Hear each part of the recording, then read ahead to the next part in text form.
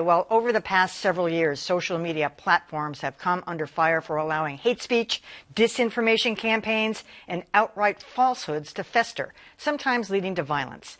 Facebook CEO Mark Zuckerberg has been adamant that the marketplace should be the editor, not Facebook.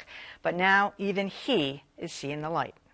The straw that broke the camel's back was a second video that Donald Trump released on social media Wednesday afternoon. We had an election that was stolen from us.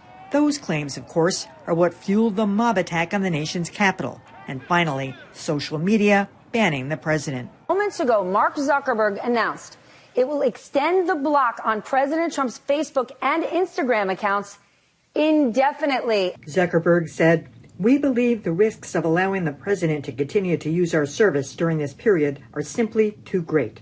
While Facebook's ban is indefinite, Twitter took a softer approach. His Twitter account is now locked for the next 12 hours. But 12 hours later, he was back. The president's first order of business was to delete the tweets that got him in trouble in the first place. And Twitter has warned him another breach will mean a permanent ban.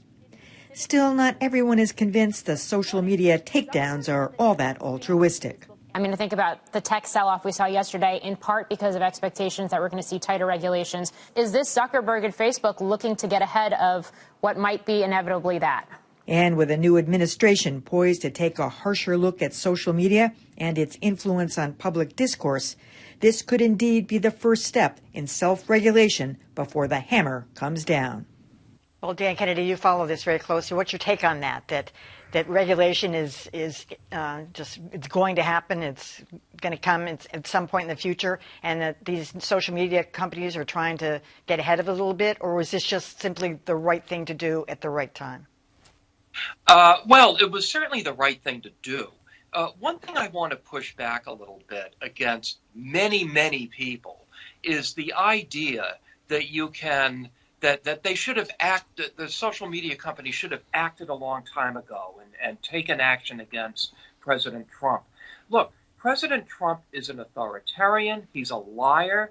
He was inciting violence this week. He's also the president of the United States. The idea that a social media company can just boot the president off and everything will be solved is absolutely absurd.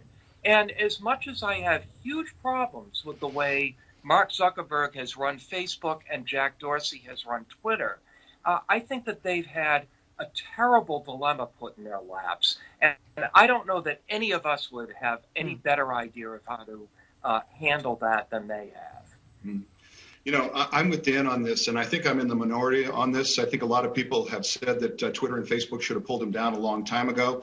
I think they did the right thing at the right time. I think clearly it was like the proverbial calling a fire in a theater, a crowded theater. The president took direct action online and in person to incite violence. And for me, that's where, and for the Supreme Court in 1969, free speech ends. If you incite imminent lawless action, then that is prohibited speech. And so they took him down at that point, and I think they did the right thing. The question is, what happens next? Will there be a reckoning for social media? Will Section 230 be reconsidered or changed or repealed or revoked? I think you can make a case for it. Facebook did take down a group page of people the day before that was talking about this rally and inciting violence. And so, but what happens is then they go for other places. They go for Parler, they go for other sites. So I think that the site should be held accountable based on prohibited free speech, and that's speech that incites a violence. If they allow it, then they're aiding and abetting it. Well, of course, Mark Zuckerberg and Jack Dorsey were in a tough spot. That's why they make the big bucks. I could not disagree more that there was nothing they could have done differently over the past 4 years. They've been making up rules as they go along, trying to sort of get respectable by pushing back ever so gently when the president tells a certain lie or incites violence, implies the appropriateness of violence in a certain way. They've been making the rules up as they go along. They have not been consistent, and they haven't been firm. There's a parenting analogy here. If you keep changing the rules on your kid, if you tell them not to do things, but there's never consequences that matter when they do, they're going to keep doing worse and worse things. I'm not talking about my children here, but just children generally. They have been screwing this up for years. They have a chance now with a president who's going to behave a little differently to start developing some consistency and some clarity. It is long overdue, and I don't think we can exaggerate the extent to which they helped us get to the point that we came to this week. So shame on them. I couldn't agree more with Adam. In addition to consistency, which is the real issue, every time they said they were going to sanction, they said, okay, today, but maybe not tomorrow. That man has been inciting and inciting and inciting for God knows how long, and their response was all over the place. So Adams is absolutely correct. Let me add another C word. Because they were inconsistent, they were complicit in helping him end up where we are now and helping the rest of those people who are sent up to the Capitol building in the same way. It's really late for them to be doing it, and I don't care if everybody moves over to Parler, because all of these people are going to be regulated at some point coming up, because this just cannot go on. So, now, the question is, the level of regulation, we'll have to see what that involves. But at this point, oh, yeah, they could have done a whole lot more and chose not to. I'm going to jump in and agree a little bit with Mike, and I've said this on the air before. I don't want Facebook being the arbiter of journalistic good judgment or bad judgment. They're not capable, and they've proven themselves incapable.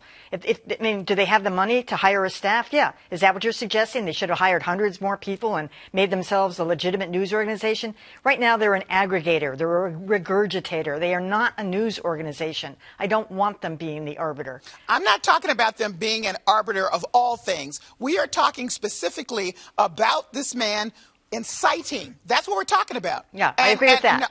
Or anybody inciting. Well, then they were not consistent, and they were complicit. All right, last word, Mike. No, I think it's absolutely goes right back to Supreme Court 1969. Speech that's likely to incite imminent lawless action is prohibited speech.